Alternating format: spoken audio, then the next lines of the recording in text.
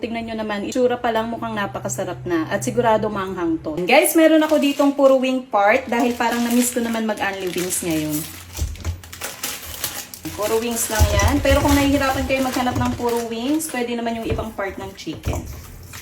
Tanggalin natin mga balahibo. Pati yung maliliit na balahibo, tanggalin din natin. Kasi hindi maganda kung makakain natin yun. Hiwain ko lang dito guys, dito sa gitna para hindi naman masyadong malaki. Tapos itong laman, napakalaman, tatanggalin ko na yan. Pwede ko itong gawing chicken fillet. Ayan, ito lang yung isasama ko. Ito na lang guys yung natira dun sa 1.5 kilo kanina. Siguro mga 1 kilo na lang to. Timplahan natin. Timplahan natin yan ng salt at pepper. Tapos lalagyan ko din yan ng onion powder, garlic powder, at paprika. Maglagay din tayo ng isang itlog.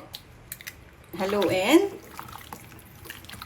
Pagkahalo naman natin itong mabuti, pwede na natin itong i-coat sa harina na meron lang salt at pepper. Sa breading nito guys, hindi ako naglalagay ng cornstarch kasi tumitigas siya. Harina lang okay na. Salt at pepper.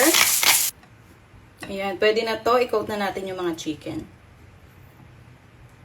I-coat lang natin itong lahat at pwede na natin itong iprito. Sasabay-sabayin ko na lahat ng mga drumettes. Yung mga ganito guys, para magkakasinlaki, masabay-sabay silang maluto.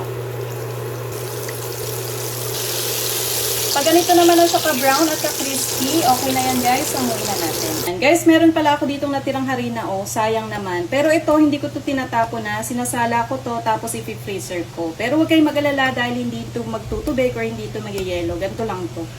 Yan, ilalagay ko lang to sa plastic na labo. Yan siya guys, kailangan natin masala yung chicken na natira dito kanina. Para ito, pwede pa natin magamit sa susunod. Yan, ito na lahat ng chicken guys, na iprito ko na konti lang to, kaya yung gagawin nating sauce ay sakto lang dapat para dito. Ilalagay lang ako ng konting butter. Itong sauce pala na gagawin natin na to, para siyang Korean style. Medyo maanghang siya, kasi nagkikrave ako ngayon sa maanghang. Konting oil. Ilagay na din natin itong bawang, 2 puso to. Dinamihan ko yung garlic guys kasi yan yung magpapasarap dyan. Pag naluto naman na itong garlic, pwede na natin ditong ilagay itong gochujang. Mabibili nyo to guys sa Korean store or kaya mga supermarket. Medyo maanghang to kaya maglalagay lang ako ng 2 kutsara.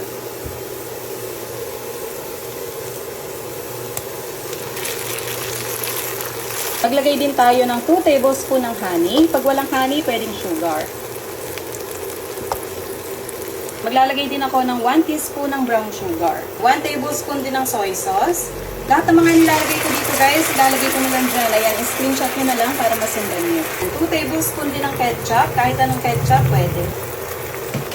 Maglagay din tayo ng cayenne vinegar, 2 tablespoon. Pag wala namang cayenne vinegar, kahit yung ordinaryong vinegar lang, pwede na yun. Tapos, 2 tablespoon din ng sesame oil.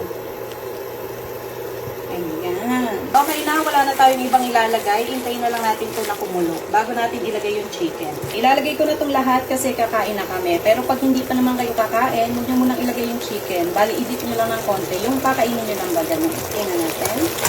Haluin. Ayan. Ito kasi yung dinner namin ngayon. Ayan. Ganun lang kabilis. Pwede na. Okay na to. Ready to serve na to. Lagyan lang natin ng pampaganda, sesame seeds. Ayan na siya guys. Tingnan nyo naman. Itsura pa lang mukhang napakasarap na. At sigurado maanghang to. Try nga natin. Ayan. Ayan na siya guys. Hindi na ako magpe-plating at dagdag hugasin pa.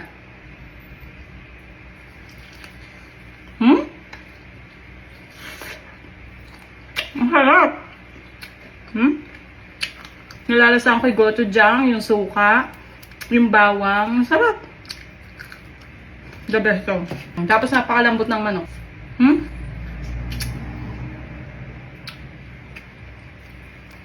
Grabe. Napakalambot.